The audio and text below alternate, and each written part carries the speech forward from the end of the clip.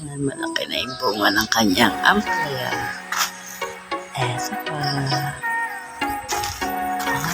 Eto pa. O diba? Daming bunga ng ampalaya niya. Ayan pa. Dito naman yung kanyang malunggay. Malago na rin. Diba mga kalibre ka rito pang ulam. Tapos doon mga talbos ng kamote, kangkong.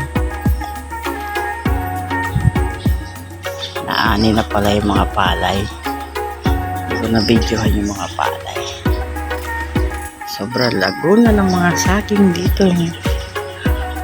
Idol, good morning everyone. Diba? Ang nakaraan kinuha na yung puso ng saging. May 2 bunga ng puso ng saging dyan. Kinuha na nila. Wala naman kasing nakain dito ng puso ng saging. Naman.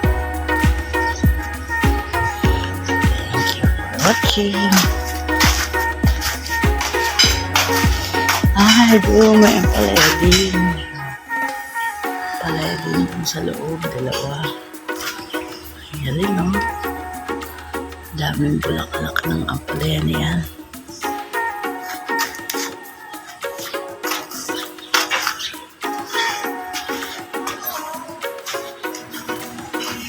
At dito naman yung mga tinanim naming sili. Yan, mga sili yan. Sili ng makopa. Ito, makopa. Kamatis. Makopa, sili. Puro sili yan dyan. Tinanim namin. Diba? Sarap magtanim. Rose, namumulaklak na naman yung aking mga rose. Marami na naman siyang bagong sibo.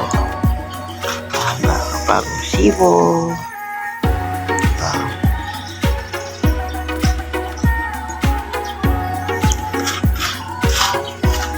Ito ganda niya. Parang Chinese. Parang halaman siya ng Chinese. At dito naman,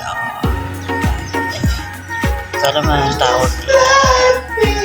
Tapos, yan. Ito, punta ko rito ng rose. Para mabuhay siya. Bye-bye. Thank you for watching. God bless you.